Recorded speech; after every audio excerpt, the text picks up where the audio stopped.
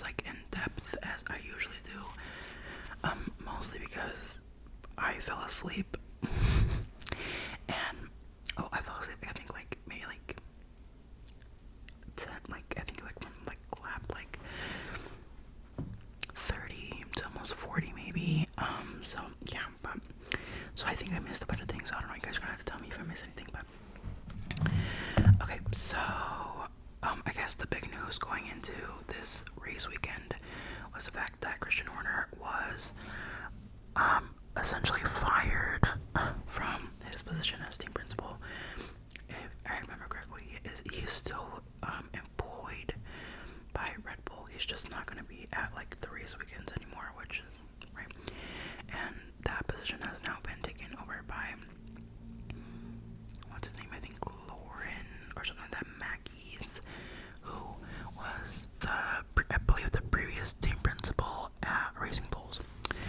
So yeah, that was the news going forward. You know that I would say I was like maybe a little bit excited about the news. I don't really like Christian Horner. No, not even like I don't really like. No, I don't like him. I don't like him at all. I think he was.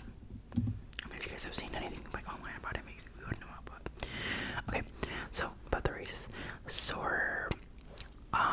all week we like people on Twitter, on TikTok, we were talking about how it was supposed to rain this weekend, and I am a person who loves like wet races. I am a massive fan of when it rains because I feel that the racing gets more exciting because we get a lot more strategy. Like we get a lot more like I don't know. I just really like it because there's always a discussion at one point in the race where it's like, okay, is it time for slicks? Like what do we do? Like you know what I mean.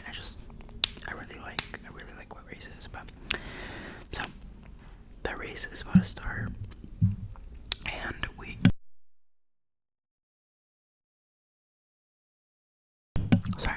and we get like the immediate red flag, which means that we're not allowed to race. Okay. Which means we're not allowed to race, so the race is suspended. And y'all, we waited an hour and a half for the race to start again. And I was literally like, there's no way. Like I personally could not understand why we weren't racing. And like listen. So I understand, like obviously when the conditions get super, super bad, like I understand that we cannot race, that we like just can't see. I get that. Right? But there came a point where the rain was not as heavy, the track was a lot better. And we didn't start racing until like an hour and a half, and even though when we did start, we did like 4 laps under the safety car, and I'm like they're literally waiting for the track to dry before they start racing, and that like really pissed me off because like one, a bunch of the cars were set up for raining conditions, like wet conditions, right? So like that now became like obsolete because like they are waiting for the track to dry. And like even Max has said, like if we're not gonna be racing in the wet, we're just not even gonna, like, you might as well just not even let us attempt it. And I 100% agree. Like I am all for good safety, safe driving, safe racing. But like they're acting as if we've never driven in the rain before. Like driving in the rain is a very common thing. Like it's very common. We've had like how many wet races that we had this year? We've had a couple. So I'm just like while I understand why, I also don't understand why at the same time. You know what I mean? But yeah, I was really upset at the FIA. The race ended up being super, super mega boring. That's probably why I ended up accidentally falling asleep. So let's talk about the race, like the actual race, guys. I don't really have that many notes, to be honest. Like as soon as the safety car had ended after the 4 laps, Oscar like immediately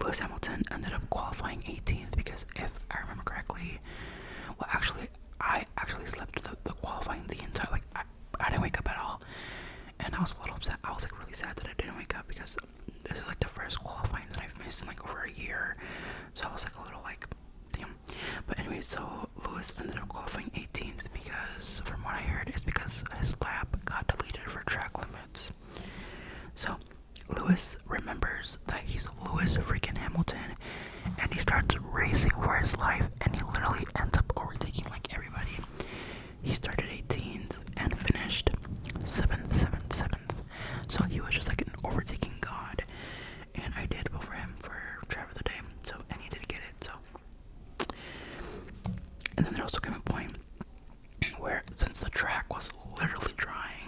There came a point where it was like, okay, do we go to slicks or what?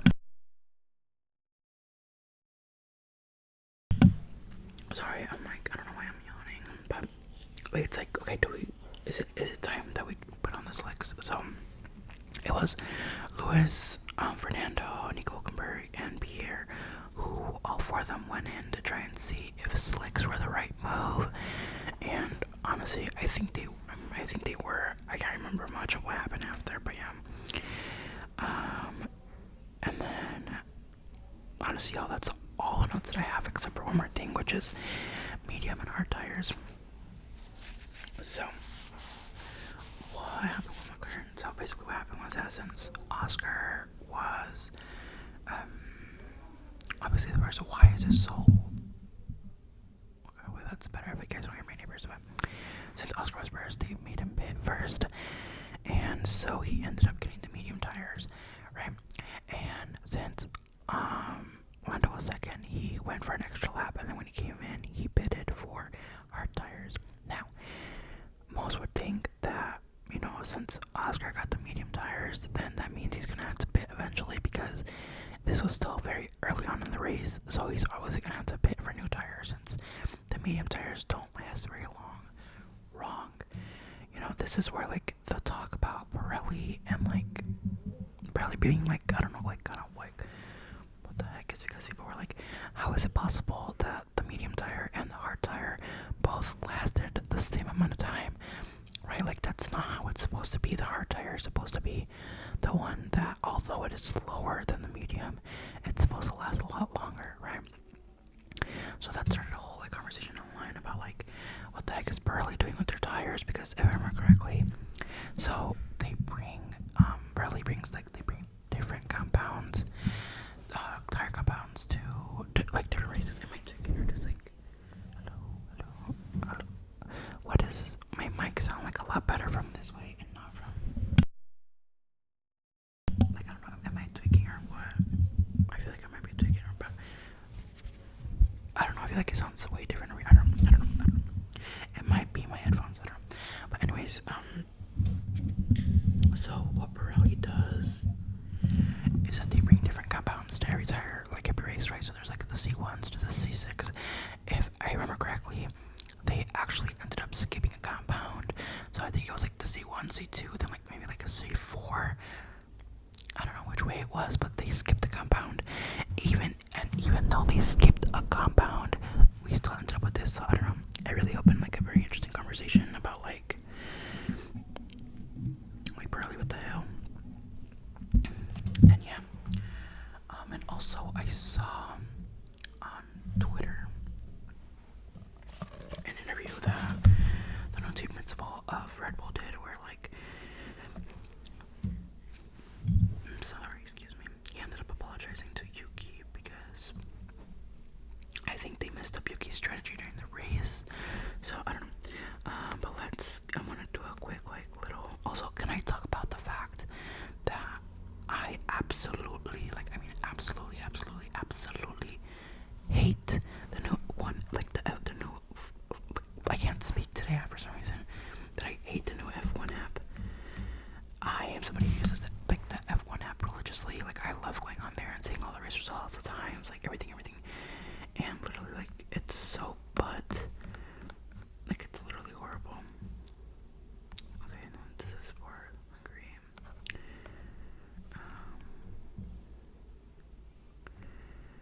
I'm trying to see. Hold on.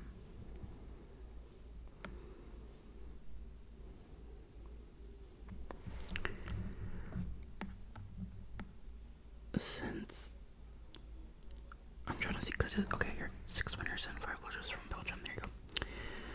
So, one of the winners was obviously Oscar, because he won.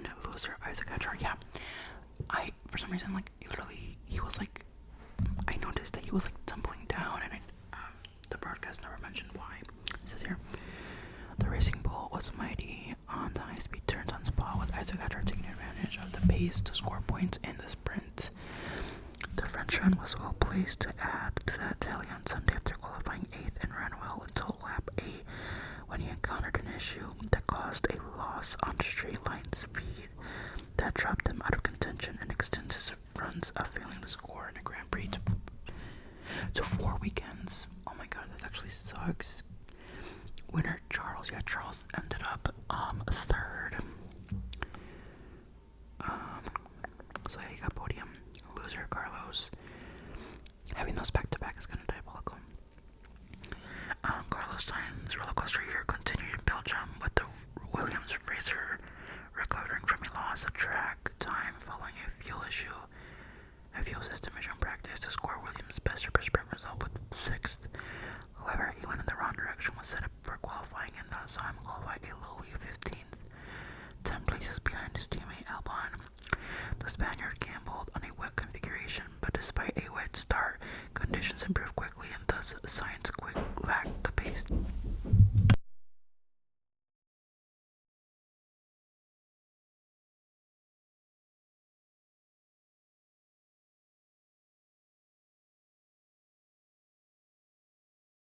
Sorry, y'all, I don't know what the heck happened, but despite a wet start, conditions improved quickly, and thus Sainz lacked the pace to fight with those around him. See, this is what I mean.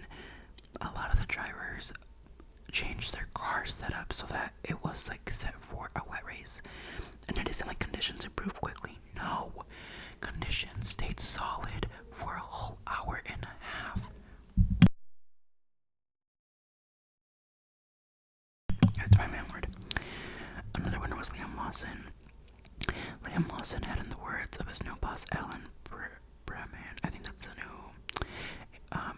a near perfect race on Sunday. The New Zealander managed the intermediate and slick tires well to pull away from Sauber's Gabriel Bortoleto and secure 8th place. That's his second score in the 3rd Grand Prix against whatever. Losers Mercedes.